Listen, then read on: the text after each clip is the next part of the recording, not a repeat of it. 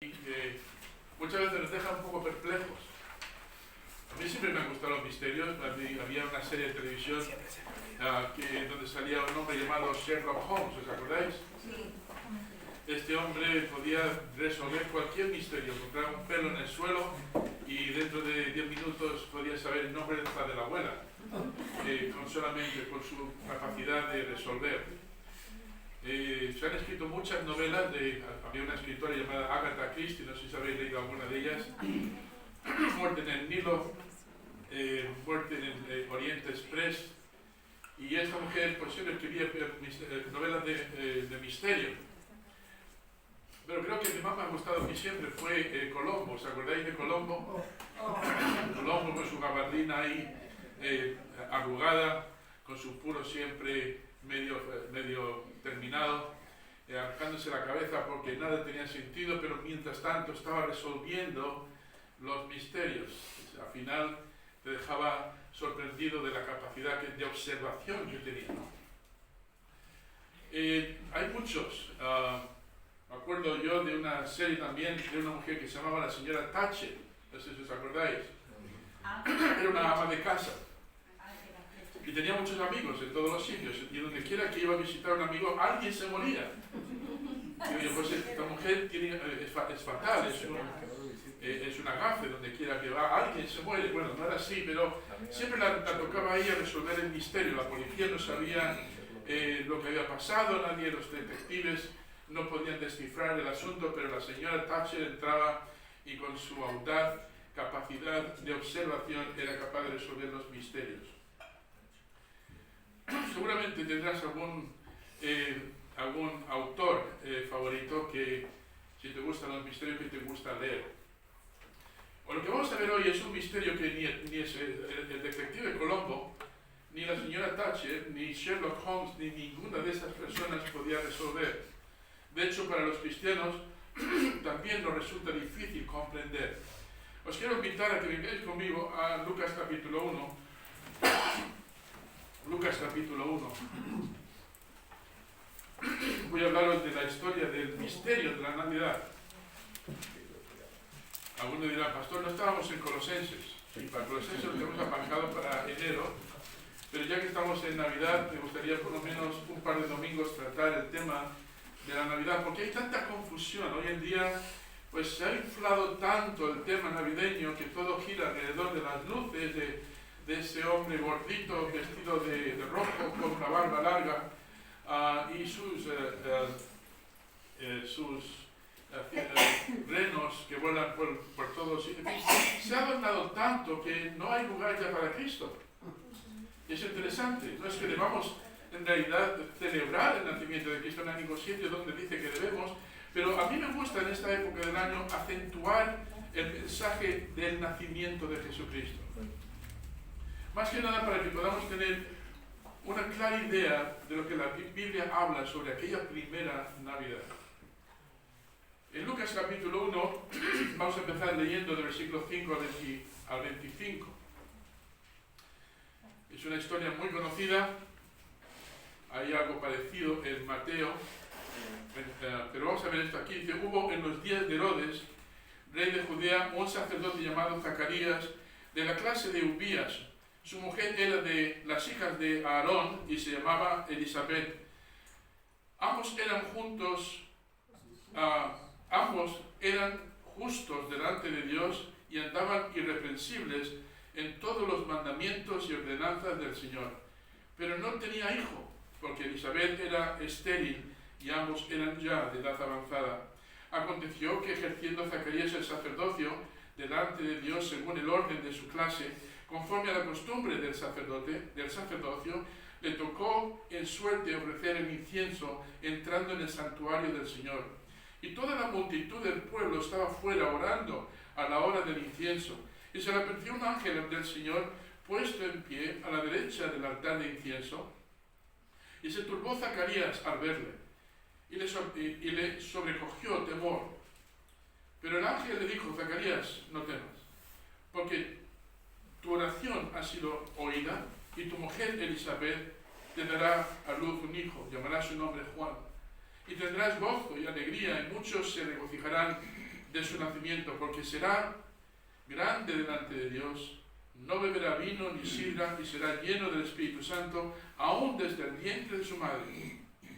Y hará que muchos de los hijos de Israel se conviertan al Señor Dios de ellos, e irá delante de él con el espíritu y el poder de Elías, para hacer volver los corazones de los padres a los hijos y de los rebeldes a la prudencia de los justos, para preparar al Señor un pueblo bien dispuesto.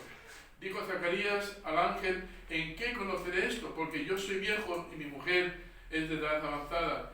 Respondió el ángel y le dijo: yo soy Gabriel, que estoy delante de Dios, y he sido enviado a hablarte y darte estas buenas nuevas. Y ahora quedarás mudo y no podrás hablar hasta el día en que esto se haga, por cuanto no creíste mis palabras, las cuales se cumplirán en su tiempo. Y el pueblo estaba esperando a Zacarías y se extrañaba de que él se demorase en el santuario, pero cuando salió no le podía hablar, y comprendieron que había visto visión en el santuario. Él les hablaba por señas y permaneció mudo. Y cumplidos los días de su ministerio se fue a su casa. Ahora, prestad atención. Después de aquellos días concibió su mujer Elizabeth y se recluyó en casa por 5 meses, diciendo: así ha hecho conmigo el Señor en los días en que se dignó quitar mi ofrenda entre los hombres. Ahora, aquí entramos ahora en el versículo 26 con otra historia. Este ya es un milagro en sí, pero estamos hablando aquí de el nacimiento del precursor, uno que va a venir a anunciar, va a abrir el camino del Mesías. Y empezando con el versículo 26 vemos al ángel Gabriel otra vez obrando. Dice: al 6º mes el ángel Gabriel fue enviado por Dios a una ciudad de Galilea llamada Nazaret, a una virgen desposada con un varón que se llamaba José, de la casa de David, y el nombre de la virgen era María. Y entrando el ángel en donde ella estaba, dijo: salve, muy favorecida, el Señor es contigo, bendita tú eres entre las mujeres. Mas ella, cuando le vio, se turbó por sus palabras y pensaba ¿qué salutación es esta? ¿Sería esta? Entonces el ángel le dijo: María, aquí tenemos el misterio, no temas, porque has hallado gracia delante de Dios, y ahora concebirás en tu vientre y darás a luz un hijo, llamarás su nombre Jesús. Sorpresa. ¿Cómo puede ser esto? Y de este será grande, y será llamado Hijo del Altísimo, y el Señor Dios le dará el trono de David su padre, y reinará sobre la casa de Jacob para siempre, y su reino no tendrá fin. Entonces María dijo al ángel: ¿cómo será esto? Pues no conozco varón. Esto es imposible.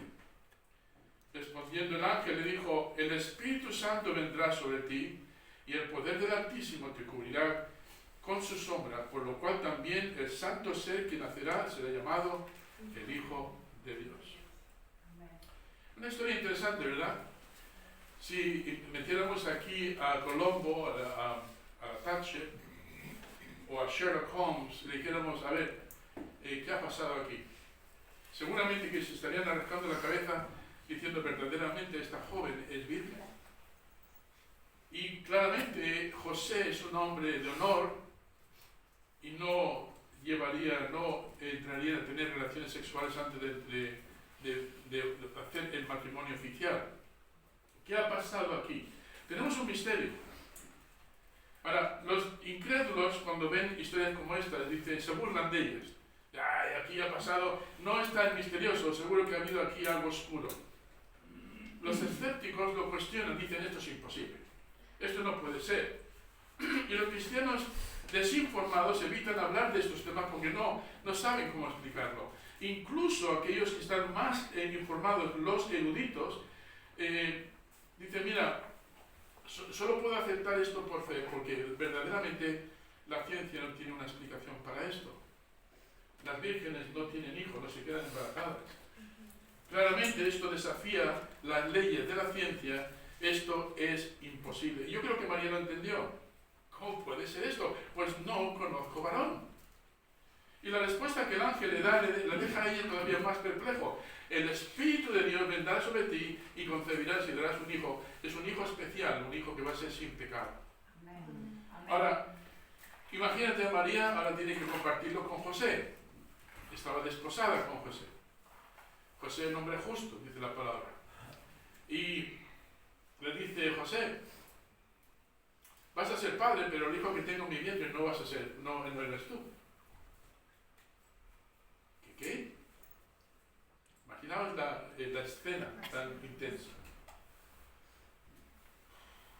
No sé qué haría José, pero me imagino que se daría una vuelta por ahí diciendo, a ver, ¿qué ha pasado aquí exactamente? Yo no soy el padre biológico, yo no tengo nada que ver en este asunto, yo no quiero que esta mujer sufra, no sé lo que está pasando, y queriendo dejarla en secreto para que no pues no hagan lo que tenía la ley dictada, que sería apedrearla, ponerla en vergüenza pública. Dice que quería dejarla en secreto, y otra vez el ángel aparece. Dice José, no, esto es un misterio, pero el misterio se revela de esta manera, es Dios el que está involucrado en este asunto, y es lo que cambia toda la mentalidad de José para decir, pues vale, me quedo con este asunto. Algo está ocurriendo, pero yo creo que ni María ni José están plenamente entendiendo lo que está pasando. Ya se ha producido un milagro en la historia anterior, pero es que ahora es un milagro mucho más grande, pues anteriormente sí había un padre y una madre humanos. Pero en este caso no hay padre humano. Esto sería como si yo dijera, si el hermano Clayton fuese al médico, lo vas a reír, ¿vale? Y le dijese, mira, me siento raro, no sé, me siento mal aquí, no sé, me puede hacer un análisis. Y después de hacerle unas pruebas, viene el médico y le dice, tengo noticias para ti. Enhorabuena, va a ser padre. ¿Está usted embarazada? Le diría, pero esto es imposible, esto tiene que ser un error. Primero soy hombre y yo no tengo esposa. No puedo estar embarazado. ¿Será quizá las judías que comí ayer? No sé, pero dirás, claro, imagínate que se lo confirman y ahora tiene que llamar a sus hijos. Hijos, vais a tener un hermano. Papá, ¿te has casado? No, sigo soltero. Sigo solo. Estoy embarazado. ¿Estáis ahí? Esto es absolutamente ridículo. Pues tan ridículo, hermanos, o tan absurdo como que una mujer sin haber conocido a un varón sexualmente puede quedar embarazada. Esto era un misterio. Y yo quisiera esta mañana hablaros de estos misterios un poquito. Lo que estamos viendo aquí es claramente un milagro. La ciencia no lo puede explicar. La ciencia solamente puede explicar según lo que funciona según las leyes de la ciencia. Pero todo lo que funciona fuera de las leyes de la ciencia es un milagro. Amén. Es decir, Dios no está atado por las leyes de la ciencia. Nosotros sí. Dios puede funcionar fuera de las leyes de la ciencia y por eso puede hacer milagros. Y esto es un milagro que no se puede explicar con las leyes de la ciencia. Tengo aquí unos casos muy interesantes de dos artículos sacados de una web llamada Answers from Genesis, Respuestas de Génesis. Y este artículo está escrito por un doctor llamado David Menton. Y dice así, ¿puede la evolución producir un ojo? Y él dice, en absoluto, imposible.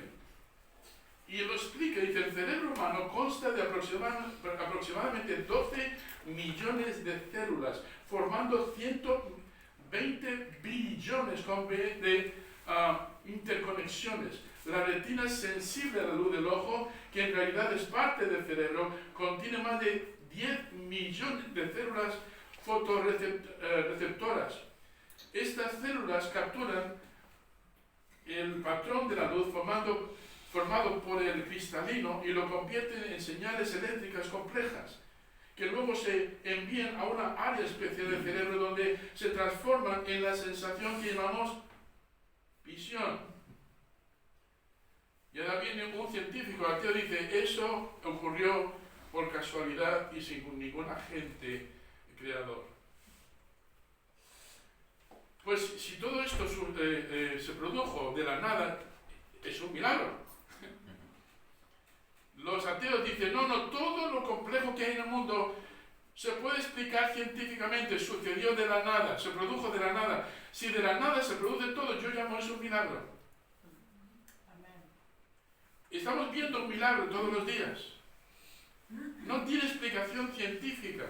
Podemos explicar cómo funciona el átomo, funciona la ley de la gravedad, podemos explicar, pero hay muchas cosas que... ¿Pero de dónde vienen estas? ¿Cómo explicamos la mente humana? Podemos explicar el cerebro, un mecanismo, pero ¿cómo se explica la mente? ¿Cómo funciona la mente? Solo son moléculas en movimiento, resultado de... ¿Somos robots húmedos, como dicen algunos? Bueno, pues incluso Charles Darwin, en El origen de las especies por medio de la selección natural, dice así, suponer que el ojo, con todos sus inevitables artilugios para ajustar el foco a diferentes distancias, para admitir frecuentes cantidades de luz y para la corrección de la aberración esférica y cromática, pudo haber sido formado por selección natural, parece, lo confieso abiertamente, absurdo en el más alto grado posible. Es imposible. Incluso Darwin lo dijo. Bueno, estamos viendo aquí en este capítulo cosas imposibles. Cosas que solo Dios puede hacer. Si decimos que esto es imposible, decimos que hay muchas cosas imposibles que sin embargo estamos experimentando hoy. Y yo creo que ese día cuando María y José recibieron la noticia, para ellos dijeron, esto es imposible. Conocemos cómo funciona la biología humana, sabemos lo que se produce cuando un hombre y una mujer se unen sexualmente. Vienen los bebés, ¿verdad que sí? Y ambos se quedaron atónitos diciendo, esto es imposible. Entonces esta mañana yo quisiera hablaros de 3 imposibilidades que fueron posibles. 3 misterios. El primero es que Cristo, el Cristo de la Navidad, nació de una virgen. Voy a desarrollar esto un poquito. El segundo es que el Cristo 100% humano de la Navidad fue a la vez 100% Dios. ¿Alguien me lo puede explicar? Invitamos a Colombo, a Sherlock Holmes. Y nos dice que su nombre era Emmanuel, Dios con nosotros. El tercer misterio, y hay muchos más, pero no me va a dar tiempo aquí en el culto, el Cristo de la Navidad nació, escucha, para morir por nuestros pecados, pero más que eso tendría luego que resucitar de los muertos. ¿Alguien me puede explicar eso? Nacer para morir, lo entiendo.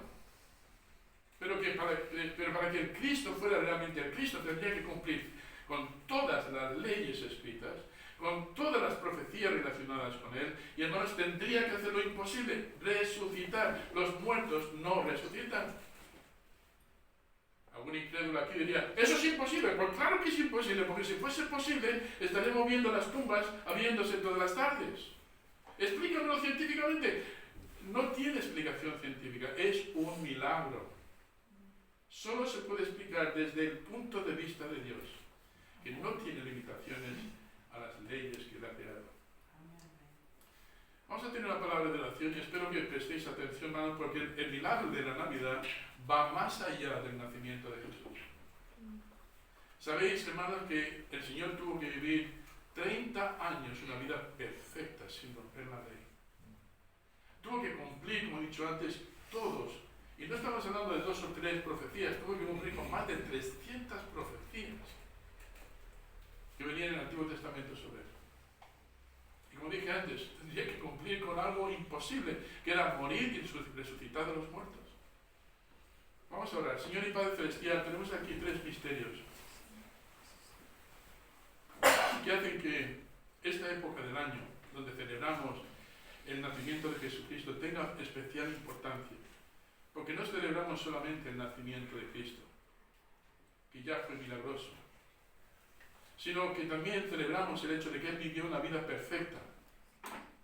Cosa que para cualquier persona humana, Señor, nada más sería milagroso, sería imposible.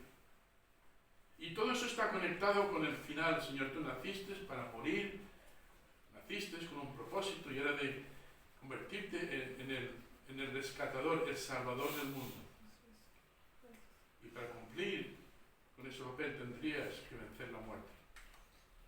Así que, Señor, ayúdanos a conectar todos estos misterios y ver la maravilla del Señor Jesucristo en su entereza, en Cristo Jesús.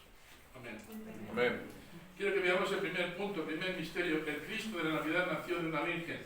Lo hemos visto ahí en los versículos 26 al 35, pero quiero destacar esa parte donde dice, versículo 34, entonces María dijo al ángel, ¿cómo será esto? Pues no conozco varón. ¿Cómo es posible que yo pueda quedar embarazada sin haber conocido a un... Ahora, si fuese hermafrodita, bueno, lo entiendo, los caracoles quizás puedan hacer eso. Hay algunos peces que también. Pero no conozco a ningún ser humano que pueda pueda intercambiar el sexo, aunque algunos hoy en día quieren afirmarlo. ¿Cómo es posible esto? Dice ella. Y el ángel le dice, pues es un milagro. Dios tiene un propósito. Y no es un propósito accidental que no se sabía. Desde lleva siglos anunciando de que va a venir el Mesías y va a ser un ser especial. Va a ser como dijo el hermano Timoteo en la lectura de hoy. Su nombre será Emmanuel. Él es extraordinario. Por encima de cualquier otro ser que haya nacido jamás. Este es un ser especial. Todo lo que hay en él es especial. Y empezamos con que María era todavía virgen cuando Cristo nació. Imagínate, tener un hijo y todavía seguir siendo virgen. Dice en Lucas 1:34, entonces María dijo al ángel, ¿cómo será esto? Pues no conozco varón. Diciendo en pocas palabras, esto es imposible. La única manera de tener un hijo es de un padre biológico y de una madre biológica uniéndose. El hombre, hermanos, por mucho que lo intente, no puede crear vida. Por muchos avances tecnológicos que tenga en un laboratorio, pueden utilizar todos los tubitos de cristal de ensayo, hacer todos los experimentos, nunca, jamás va a poder crear vida, nunca. Pero Dios sí. Y nos dice en Juan 1:4, en él estaba la vida, y la vida era la luz de los hombres. Y el ángel Gabriel le dijo a esta mujer, mira, yo sé que tú eres virgen, pero para Dios no hay nada imposible. María, tú vas a concebir, Dios te ha escogido a ti, entre todas las mujeres, eres una mujer especial, no porque eras sin pecado, María, vamos a ver eso dentro de un ratito, sino porque Dios iba a hacer un milagro en ella. En Lucas 1:31 dice, y ahora concebirás en tu vientre y darás a luz un hijo y llamarás su nombre Jesús. ¿Qué significa Jesús? Vamos a ver, ahí ya nos da una idea de lo que va a hacer. María estaba preocupada por el misterio que Gabriel la estaba comunicando. ¿Cómo será esto? No conozco varón.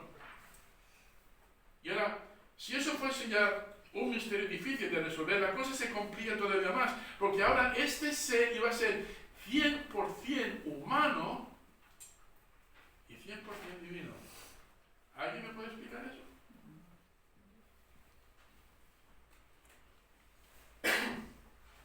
Es increíble. Y si miras conmigo en el capítulo 1 de Lucas, versículos 46 a 48, vemos algo interesante. Entonces María dijo, engrandece mi alma, Señor, porque dirás, yo sé por qué ella fue especial, porque ella fue concebida sin pecado, ella nació sin pecado, no, Jesús nació sin pecado, pero María, no. Y el pastor, yo conozco alguna religión ahí fuera que dicen que sí, que María también nació sin pecado. Bueno, entonces tendría que estar en contradicción a lo que dijo María. Mira lo que dice María en el versículo 46. Entonces María dijo, engrandece mi alma al Señor y mi espíritu se regocija en Dios, todos juntos, mi Salvador. María necesitó un Salvador. ¿Por qué? Porque era pecaminosa, y lo dice ahí. Porque ha mirado la bajeza de su sierva, pues he aquí, desde ahora me dirán bienaventurada todas las generaciones. María mismo está diciendo, yo no soy, no soy especial porque soy sin pecado, soy especial porque Dios me ha escogido, nada más. Pero soy tan pecaminosa como cualquiera. Yo necesito un Salvador. Y por cierto, cuando ella tuvo a Jesucristo, no se quedó virgen. Podemos ver en muchos otros casos, en muchos otros lugares, donde María tuvo por lo menos 4 hijos. En Marcos 6:3 dice, no es esto le decía la gente del pueblo donde vivía María y José. Cuando entró Jesucristo allí al pueblo, decían así, ¿no es este el carpintero, hijo de María? Sí, pero no termina ahí, dice, hermano de Jacob, de José, de Judas, de Simón, y no están aquí también con nosotros sus hermanas. Jesús tuvo medio hermanos y medio hermanas. ¿Por qué la llamamos virgen entonces? Quizá porque una institución religiosa así lo quiere. Según la palabra de Dios, y creo que tiene más autoridad la palabra de Dios que cualquier institución humana, podemos ver que María era una mujer normal y corriente como cualquier otro ser normal y corriente. No había nada de especial biológicamente, espiritualmente en ella. Era una mujer pecadora como cualquier otra persona. Esto es revolucionario para algunas religiones. Pero la Biblia creo que tiene toda la razón. Y si miras en Mateo capítulo 1, versículo 19 al 25, dice, José su marido, como era justo y no quería infamarla, quiso dejarla secretamente, y pensando él en esto, he aquí un ángel del Señor le apareció en sueño y le dijo, José, hijo de David, no temas recibir a María tu mujer, porque lo que en ella es engendrado del Espíritu Santo es, y dará a luz un hijo, y llamará su nombre Jesús, porque él salvará a su pueblo de sus pecados. Todo esto aconteció, escucha, para que se cumpliese lo dicho por medio del profeta, está refiriéndose a Isaías 7, versículo 14, cuando dijo, he aquí una virgen, 7 siglos antes, hermanos, 7 siglos antes, el Señor dio esta profecía a través del profeta Isaías. He aquí una virgen concebirá y dará a luz un hijo, y llamará su nombre Emmanuel. Y nosotros ponemos ese nombre a cualquiera, ¿no? Pero este nombre solamente es digno de recibirlo aquella persona que es Dios con nosotros. Que traducido es Dios con nosotros. Y despertando José del sueño, hizo como el ángel del Señor le había mandado y recibió a su mujer. Toma nota de lo que dice el versículo 25. Pero no la conoció hasta que dio a luz su hijo primogénito y lo puso por nombre Jesús. Esa palabra conocer la vemos en Génesis. Cuando Adán conoció a su mujer y tuvo hijos. La palabra conocer en este contexto tiene que ver con conocer sexualmente, íntimamente. María no quedó virgen. Tuvo un hijo estando virgen. Pero según lo que vemos en las Escrituras, no permaneció virgen. Tuvo por lo menos 4 varones y algunas hembras. Entonces, esto hace que toda la historia se haga todavía más interesante. ¿Qué está pasando aquí? Porque todo esto luego apunta el hecho de que Cristo sea inocente, sin pecado, hijo de Dios, apunta hacia la misión que luego iba a tener 33 años después.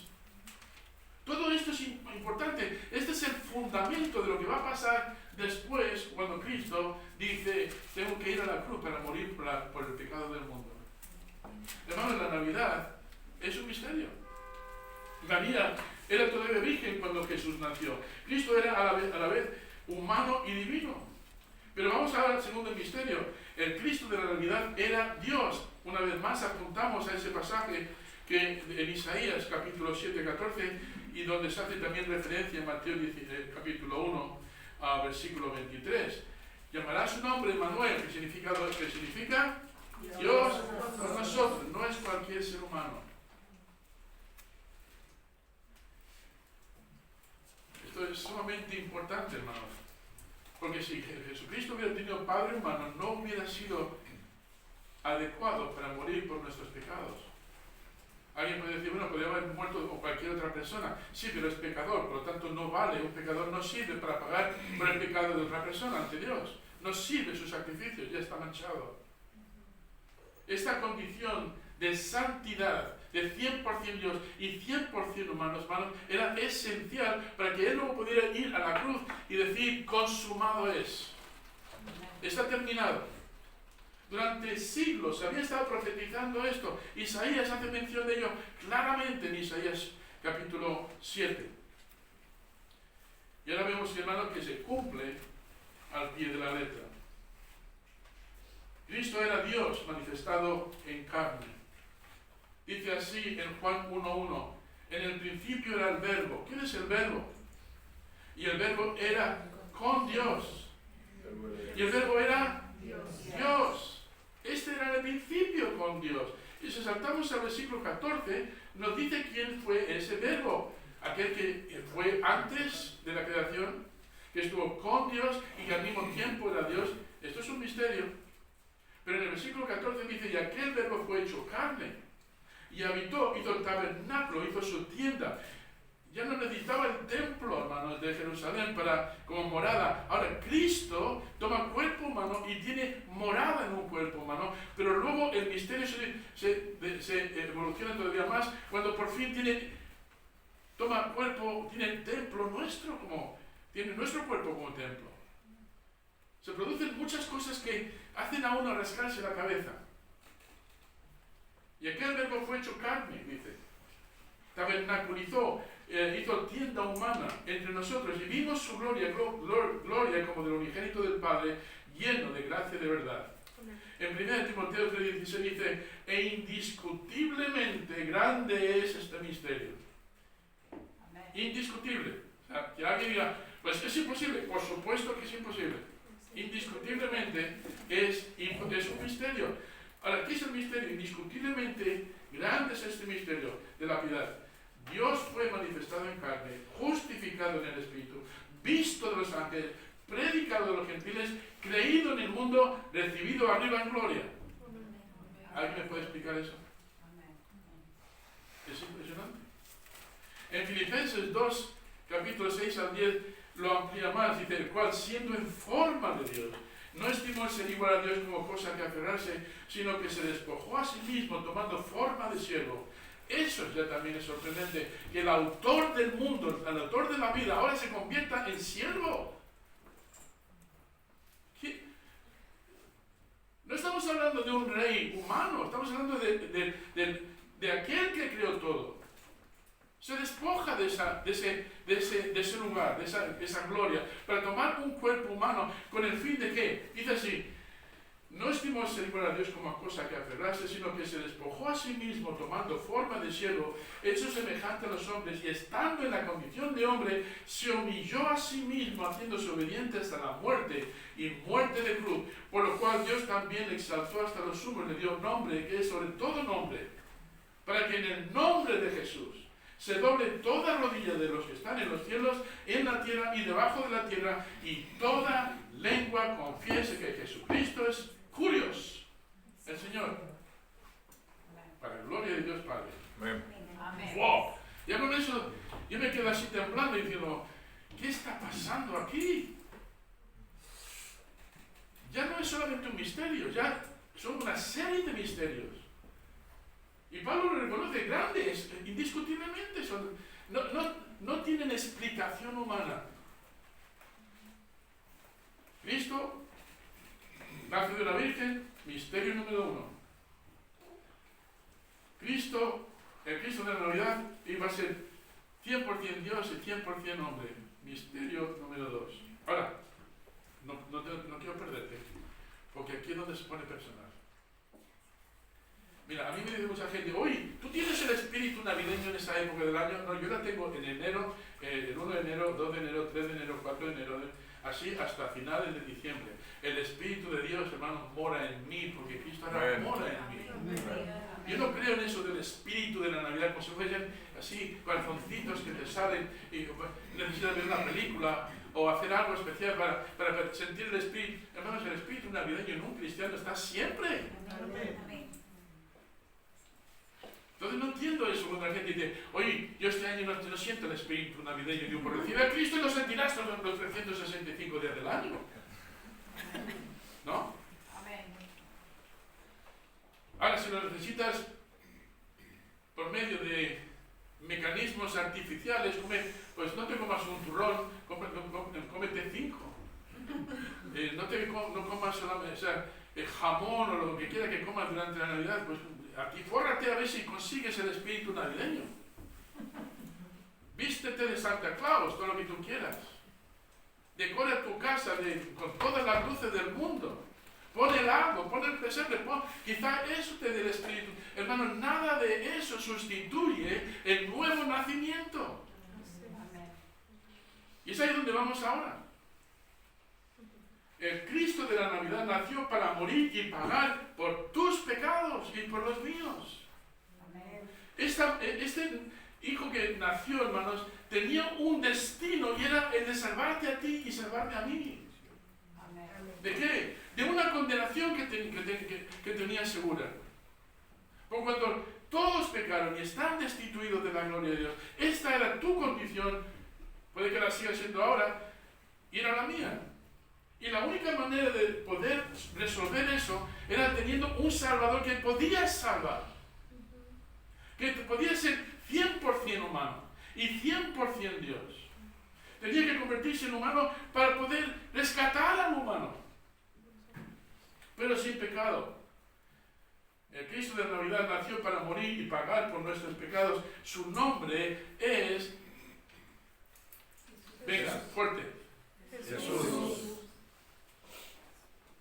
Mateo 1:21 dice, y dará a luz un hijo y llamará su nombre Jesús, porque Él salvará a su pueblo de sus pecados.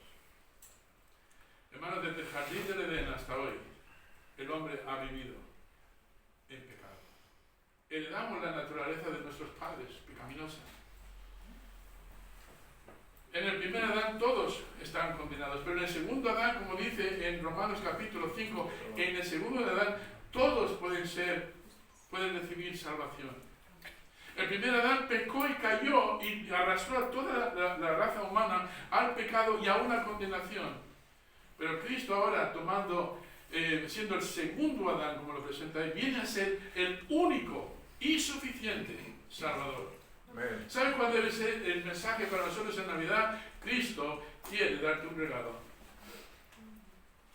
Y no es turrón. Es la salvación. Amen. Él quiere convertirse en tu...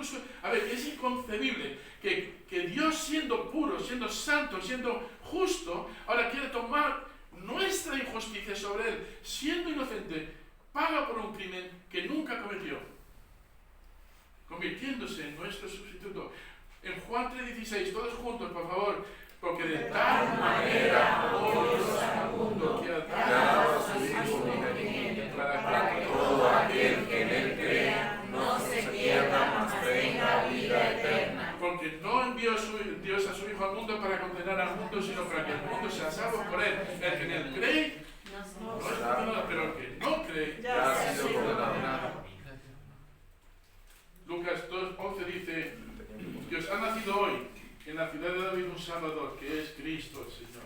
Lucas 19:10 dice, porque el Hijo del Hombre vino a buscar y a salvar lo que se había perdido. En 1 Timoteo 1:15 dice, palabra fiel y digna de ser recibida por todos, que Cristo Jesús vino al mundo para salvar a los pecadores, y Pablo dice, de los cuales yo soy el primero.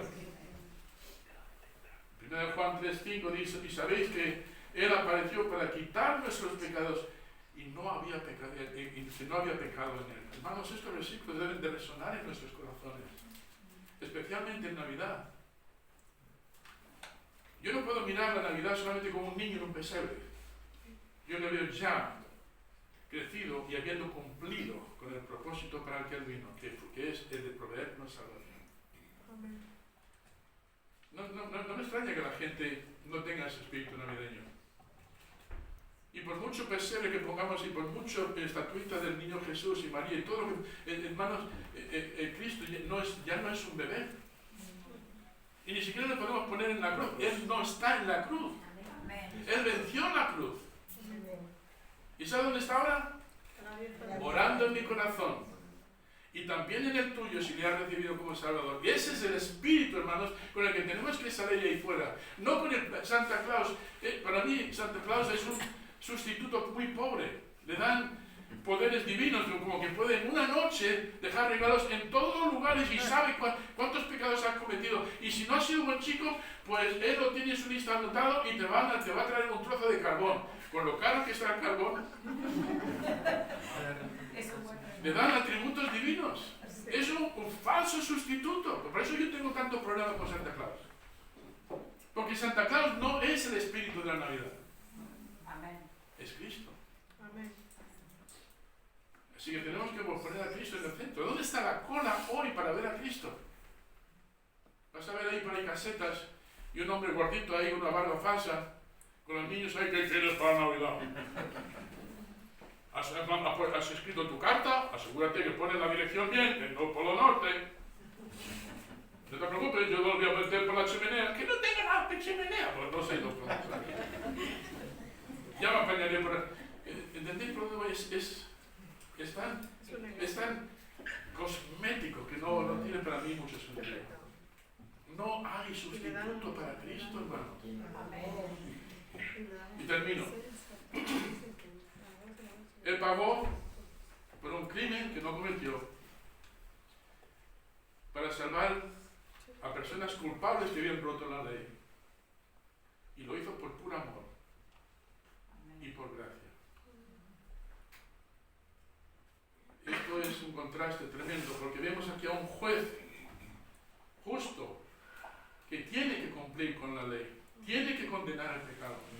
Pero le vemos ahora en forma humana, como quitándose la toga diciendo, yo voy a pagar por tu culpa. Yo soy perfectamente santo. Yo soy perfectamente justo y voy a poner mi vida por ti. Y lo único que tienes que hacer es venir ante mí con humildad. Venir con arrepentimiento. Plena confianza en que Él basta. Él puede hacerlo. ¿Sabes que los primeros discípulos tuvieron problemas con esto? Cuando Cristo resucitó de los muertos, le dijeron a Tomás, no este Tomás, ¡Tomás! ¡Hemos visto a Cristo resucitado! A ver, ¿qué se está fumando? No dijo eso. Dijo, no me lo creo si no pongo mi dedo en el costado suyo y en sus manos donde estaban antes los... No me lo creo. Claro, es imposible. No le culpes demasiado a Tomás. Antes de convertirme a Cristo, yo era así también. ¿Cómo puedes creer algo así? Pues esto no tiene una explicación científica. Claro que no. Pero no por eso es imposible, porque Dios es el autor de lo imposible. Es el que hace milagros. ¿Y qué le dijeron a pobre Tomás? En Juan 20, 19, 29, y termino. Cuando llegó la noche de aquel mismo día, el primero de la semana, estando las puertas cerradas, tenían miedo. En el lugar donde los discípulos estaban reunidos por miedo de los judíos, vino Jesús y puesto en medio les dijo, paz a vosotros. ¿Imagináis la escena? Está la puerta bien hermética, nadie puede entrar. Y de repente aparece el Señor físicamente. Hola chicos, ¿cómo estáis? Y cuando les hubo dicho esto, les mostró las manos y el costado. Puede ser un fantasma, o puede ser otro que se parece. No, solamente uno tiene esto y vive. Y los discípulos se regocijaban viendo al Señor. Entonces Jesús les dijo otra vez, paz a vosotros. Como me envió el Padre, así también yo os envío. Y habiendo dicho esto, sopló y les dijo, recibid el Espíritu. A quienes remitiera y los pecados les son remitidos, y a quienes se los retuvieseis, les son retenidos. Pero Tomás, ahí está Tomás, uno de los 12, llamado Dídimo, no estaba con ellos cuando Jesús vino. Le dijeron pues los otros apóstoles, el Señor lo hemos visto. Y él les dijo, si no viere en sus manos la señal de los clavos, y metiere mi dedo en lugar de los clavos, y metiere mi mano en su costado, no creeré. ¿Sabe que hay mucha gente así? Puede que que hay alguno aquí esta mañana, no lo sé. 8 días después estaban otra vez sus discípulos dentro y con ellos Tomás. Llegó Jesús estando las puertas, otra vez las puertas cerradas, ¿no? Y se puso en medio de ellos y dijo, paz a vosotros. Luego dijo a Tomás, Tomás, ven aquí. Eso es asqueroso, ¿no? Y dice, pon aquí tu dedo y mira mis manos, y acerca tu mano y métela en mi costado y no seas incrédulo sino creyente. Entonces Tomás respondió y dijo, Señor mío y Dios mío. Creo que fue la primera vez que Tomás comprendió que Cristo era Dios. Amén. Pero mira cómo responde Jesús.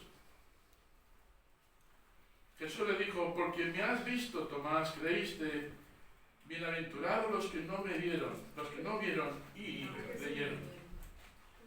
Hermanos, el 4 de noviembre de 1980 yo fui como Tomás. Y a la 1 de la tarde dejé de ser como Tomás. De ser ateo, sin todavía comprender mucho de estos misterios, comprendí que Dios era amor y que quería salvarme.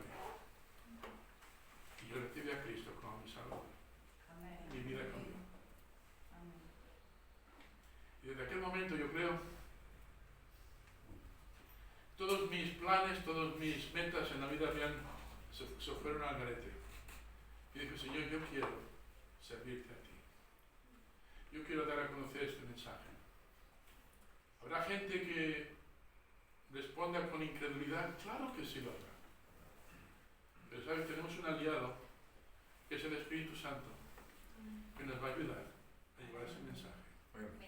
Y va a convencer a la gente, igual que lo hizo conmigo, de que son pecadores y de que van a tener que pagar por sus pecados. Pero la buena nueva es que ahora hay un Cristo resucitado que todavía está en el asunto, todavía está involucrado en salvar a las personas. No sé cómo tú estás aquí esta mañana. Espero que no seas como Tomás. O mejor dicho, sí, que seas como Tomás, pero el segundo Tomás. Y digas, sí, ahora comprendo. ¿Sabes? El que escribió muchos de estos pasajes en Timoteo y todo eso fue el apóstol Pablo, que también fue un incrédulo.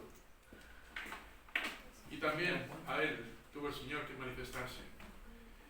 Cuando Pablo reconoció a Cristo como el verdadero Mesías, toda su vida cambió. ¿Y sabe lo que él hizo con su vida? Querer proclamar ese mensaje a todo el mundo. Hermanos, tenemos una misión aquí. Y es la de llevar el Evangelio a toda criatura. Asegurémonos de que nos llevamos algunas invitaciones. Para que el domingo que viene, aquellas personas que no conocen a Cristo puedan escuchar otra vez el mensaje de Navidad, pero desde el punto de vista bíblico. Y puedan conocer de que hay el mejor regalo que pueden recibir. No es el que hace el ser humano, es el que hace Dios. Amén. Tenemos un mensaje que compartir. Si estás aquí y todavía no has recibido a Cristo como Salvador, no te marches sin haberle conocido, sin haberle recibido. Habla conmigo. Me encantaría mostrarte en las Escrituras como tú hoy puedes convertirte en hijo de Dios por medio del nuevo nacimiento. Amén. Señor y Padre Celestial, te doy gracias por lo que hemos podido ver hoy. La Navidad es mucho más que solamente el nacimiento. Cuando vemos para lo que tú naciste, Señor, se nos encoge el corazón, porque es incomprensible que un Dios todopoderoso, soberano, Rey del universo, pudiera tener interés en personas pecadoras como nosotros. Es inconcebible, Señor, un amor tan grande. Pero fue el que tú tuviste por nosotros y diste lo mejor que tenías, a tu Hijo Jesucristo. Y le llevaste hasta el final, hasta la muerte. Una muerte cruel que no se mereció.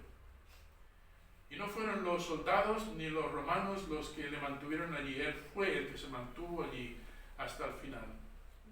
Y hasta que no terminó su sacrificio, no dijo, consumado es. Y hoy, Señor, tu Hijo se sienta a tu diestra para poder seguir obrando en el corazón corazón de las personas. Te pido que esta Navidad, Señor, podamos ver a más personas conociéndote como Salvador. Amén. Obra en estos que están aquí hoy, Amén. tanto los que te conocen, para que sigan proclamando esta buena nueva, para los que no te conocen todavía como Salvador y te puedan recibir hoy como Salvador. Amén. Bendice, Señor, en Cristo